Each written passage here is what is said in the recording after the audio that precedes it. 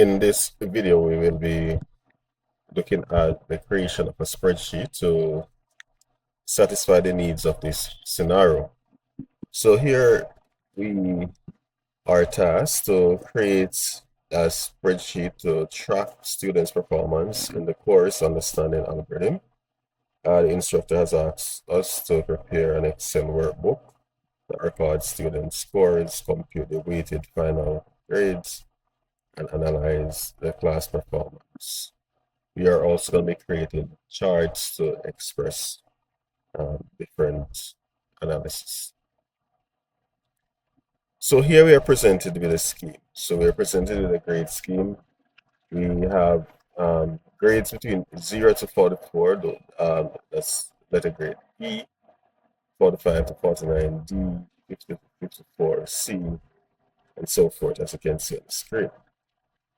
In worksheet 1, we are asked to create a table with these headings: student ID, first name, last name, class, assignments 1 and 2, midterm, final exam, participation, total score, weighted percentage, letter grade, grade code, dates, submitted. So all these are critically important as we look at exploring different features and functions of the spreadsheet application software. But I ask you to pause the video and create the table as indicated using the headings specified. And I've created my table already. So this is mine. Now, when you're creating a table, you might observe that some of the column headings are a bit too wide for the columns. So you can just put the pointer here. When I get the arrow, that's the pointer with the left and right arrow. You can click and drag. That will adjust the column for you, or double click and that will adjust the column for you. So populate the table with data of your choice. So may want to use what I have. That's okay. So we have been told the class to use, whether it's year 1 or 2, assignment 1, the maximum grade is 20, so you're going to choose a number between 0 and 20. Same for assignment 2. For the midterm, the grade is going to be from 0 to 30. For the for the final exam, it's 50. Participation, it's 10.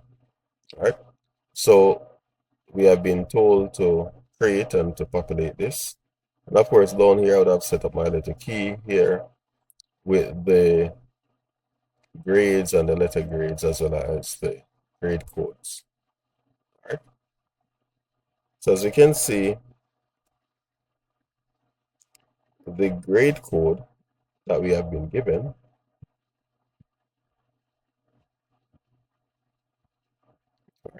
so we are told that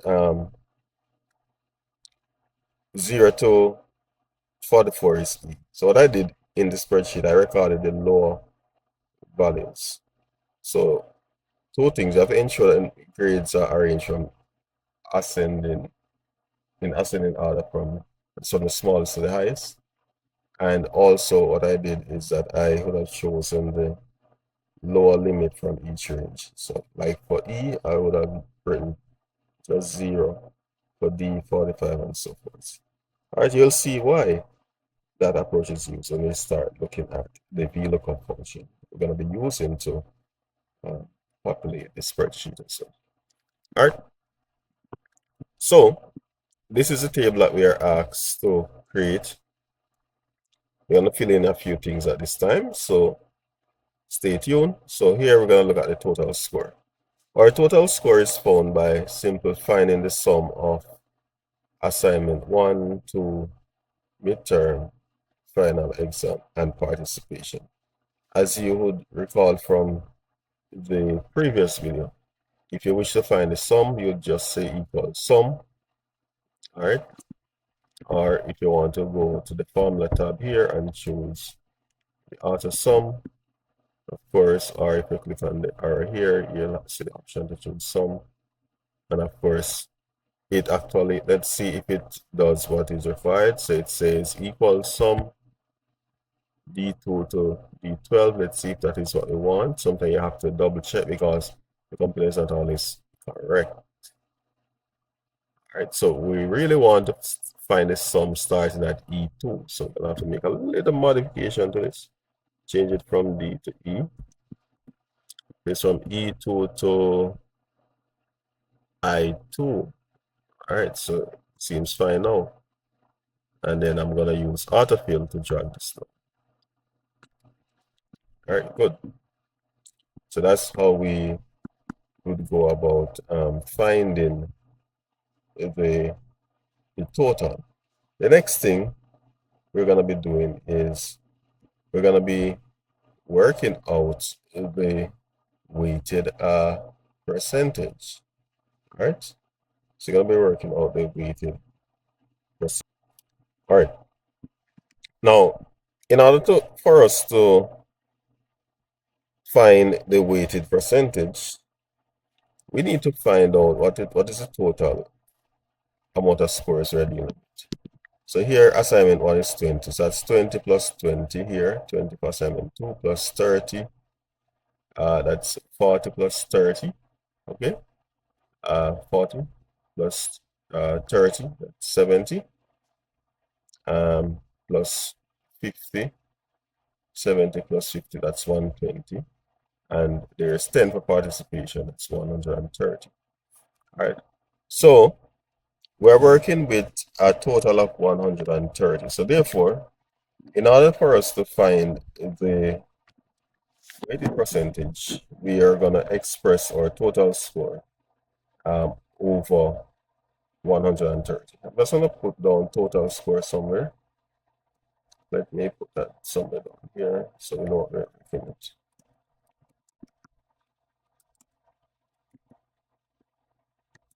All right, so the total score we have is 130. All right, good. So it therefore means that the formula that we're going to be using is equal I2 divided by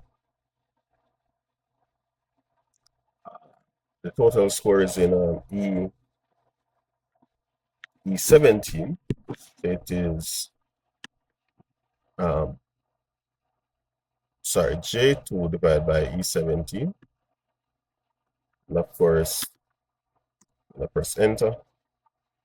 And that shows us that we have 0.87, but because we have not yet multiplied by 100, in fact, what we're gonna do, we're gonna just format it to percentage, and that will multiply by 100 first automatically. All right. So if I go to home, I'm gonna go to numbers, and I'm gonna format this to percentage. So what happened is that once you format the cell to percentage, the content of it is multiplied by 100 for you automatically. All right. I'm gonna attempt to copy this down. Copy it down 2 places, and let's see if our answer remains correct, or if it's the case that we need to do something else. All right. So let's see. So here I get a division by 0 error. And let's see why we are really getting this error. So here it is saying J3 divided by E18. So remember we started out here at E17, but now it changes to E18. Wonder what that problem is. What do you think is the problem? So here, this one says J4. The J4 is okay because J4 contains the total, but it's divided by E19. All right, so the first one is correct, but the others are incorrect. Now, what is happening here is that we are using the relative cell address, and whenever the relative cell address is used, then the formula will change once it is copied from one cell to another. So what we need to do is to make the cell that we want to remain unchanged absolute, therefore it will not change once copied down. To prevent a cell from changing, we're going to just make it absolute by adding $signs. I'm going to stop the column from changing, even though we're copying down. I'm going to stop the row from changing. So at no point will this change. So I basically modify the first one by adding some dollar signs to make it absolute. So put the dollar sign before the E and also before the 17. But in this case, the most important dollar sign will be the one before the 17 because that is what's going to stop the row number from changing. And there it is. So that's the weighted percentage. All right, so the next thing that we're going to be doing is the letter grade. So I'm going to specify what the letter grade is based on the based on the um, based on the key. Based on the key. All right, so because we have the percentages here, the numbers here formatted to percentage, and these are not formatted to percentage, we are a little off. So what I'm gonna do is to format both of them to percentage. All right, and then just to keep everything on the same page, as you can see, the numbers look a little bigger when I format them to percentage. That's because once I format the number to percentage, they are divided, multiplied by 100 automatically. So I'm going to start them over. So 45% would be just like 0.45 multiplied by 100. 50% would be 0.5 multiplied by 100. 55% would be 0.55 multiplied by 100. 60% would be 0.6 multiplied by 100. And 65 would be 0.65 multiplied by 100. 75 to 0.75 multiplied by 100 and 80 to 0.8 times 100. So that's what it's, it is like based on what we have. Okay, good to go. So now we're going to put in the letter grade. One of the techniques that we can use to get the letter grade is to use what is called vlookup. So I'm going to say v equal vlookup,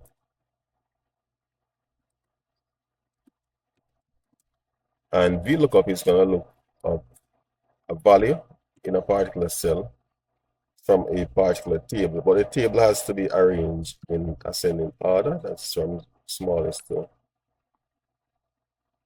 largest. So I'm going to highlight the table so we have the value that we are looking up here and the one that we would want to return over here. All right, so what we specify here, so this is a table. And again, because I'm going to copy the cell down, I'm going to have to make the range here for the table absolute by just adding some dollar signs. If you don't put in dollar sign, the table range is going to change and we're going to get incorrect results. So anything that you don't want to change, guys, you'll just make them absolute. The K2 will change. It's going to change to K3, which is okay when we copy it down and so on. And the next thing we have to specify here is the column index. All right, I want to put 1 for the column index. And let's see what happens when we put 1, close bracket, and press enter. All right, so when I put 1, as you can see, for 88 it returns 0.8, but that's not what I really want. So the column index indicates which column should be returned. So I'm going to change the 1 to 2. So it is currently returning the first column. Let's return the second column. So here it's returning what is in the second column, which in this case is a letter grade. That is what I want. All right, so I hope you get that. So I'm just going to drag this down. It's a double check to see what we have is. So another 88, 88, 55 is C, based on what we have here. 55 is C. Well, what happened here is that this is not absolutely 55. All right, let's just check it. So you don't get confused. Just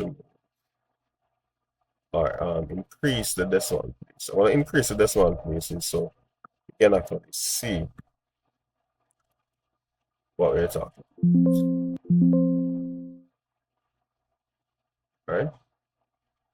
So even though it appeared like it was 55 exactly earlier on, and you're probably wondering why are we seeing C? It's not actually, right? So here it is actually showing what it's really is, which is 54.6. So in case you have that info, you know what to do. All right, so that's how you get the letter grades. We're gonna get the grade codes. Again, we can get the grade codes using the same method, same idea, but this time we're gonna have a bigger table. So pause the video and try to implement that for yourself. All right. If you're having problem, it's okay to continue. So I'm gonna use vlookup.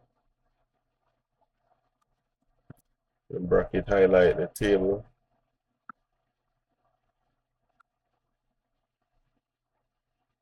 Um, I'm gonna hide that myself. I'll specify what I'm looking up. So I'm looking up this, and the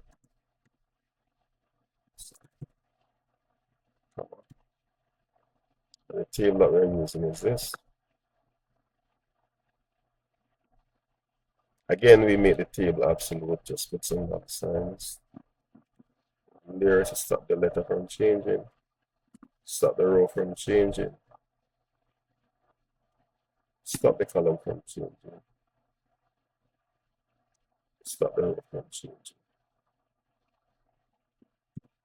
Now we have to specify the column index. If you remember earlier on, to get the letter grade, we'd have used column 1. So now, what do you think we should use to get the grade code? If your answer is column 2, you're good to go. So put in 2, press enter. Not 2, I'm sorry, it should be 3. I should have used 1 earlier. You'd have used 2 earlier, so it should be 3. All right. Wonderful. So once you have done that, good to go. All right. So those are the grade codes. Let's see what else we're required to do based on the instruction sets.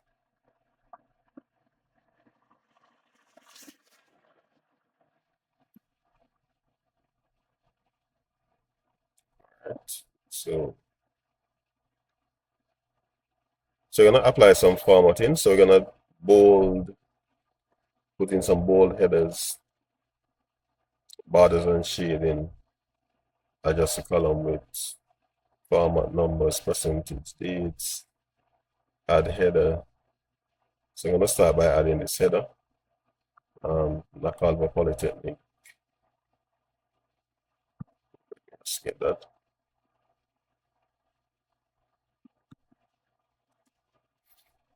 Get back over to my spreadsheet. All right, so to put in a header, you just go to insert. You see the option for header, footer. So just click where header is, paste the header, or type it if you have it. If you don't have it, copy. Let me get the footer.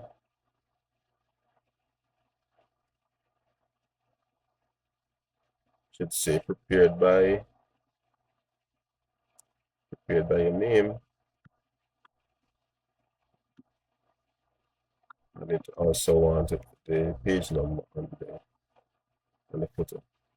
So I'm gonna head down, scroll down. So the footer is gonna be at the bottom of the page.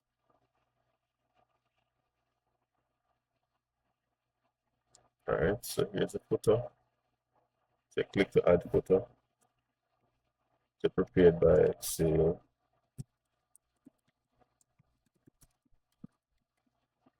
good. And now we're gonna insert it. So here, whilst you are in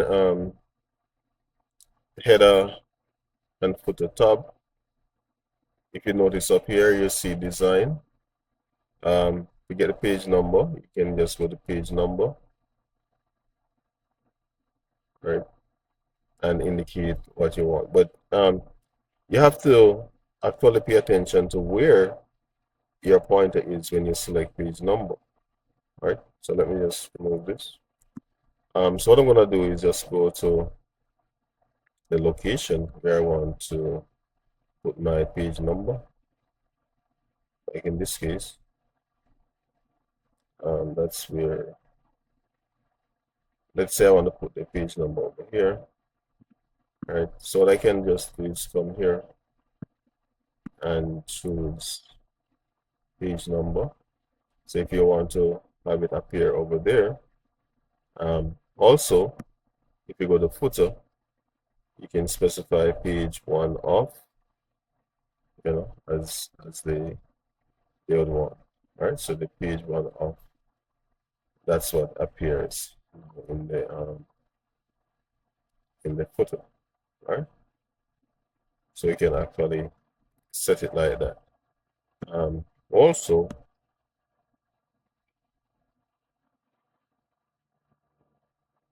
let's just undo so we get back what we had there before. Let's go back to the header and footer.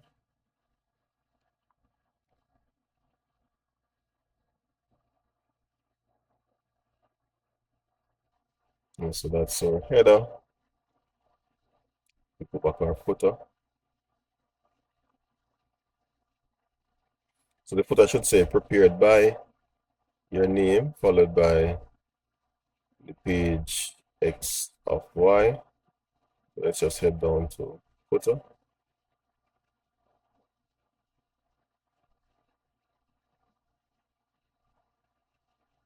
All right. So instead of having page whatever of whatever alone, you should have also prepared by, say, all right, so that's what they asked us to do. So, all right, so there it is. All right. So now that you understand how to put in the header and the footer, I'm just gonna close out of this by going to view and go back to the normal view. There it is. So now we're gonna apply some more formatting. We're told to bold the headings and so forth. Just gonna highlight the headings, bold them.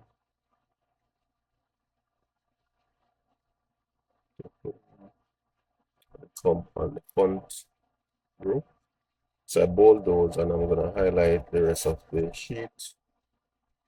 And I'm gonna apply borders, apply all borders. It also asks for shading. So I'm gonna highlight the first row and apply some yellow shading too. The same thing down here.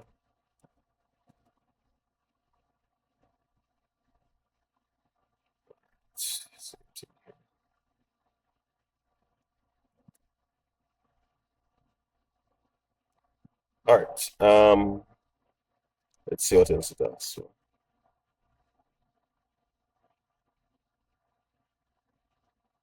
format the numbers, the dates. So let me put in the date submitted. Format the dates. So I think this needed something that says date submitted.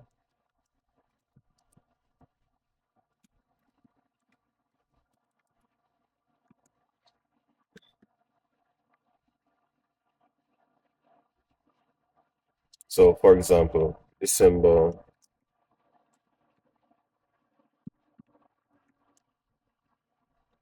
today is the 11th. So let's see. So I want.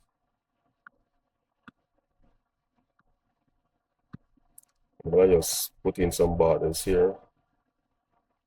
Again, to format the date, we're just gonna go over here where it says number. I'm just gonna jump inside here. I'm gonna choose date and choose the format that we wish to use.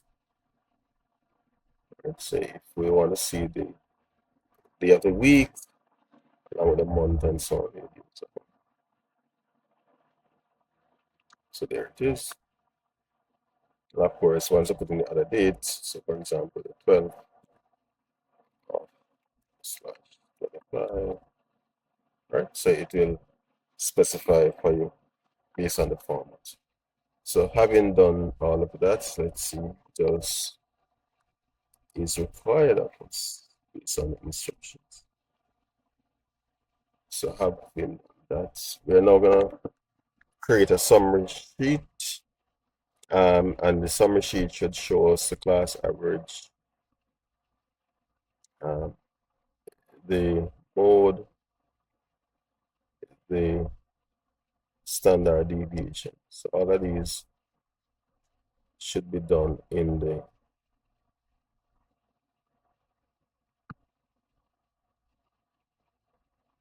all right. So let me just copy this as a guide for when we're working.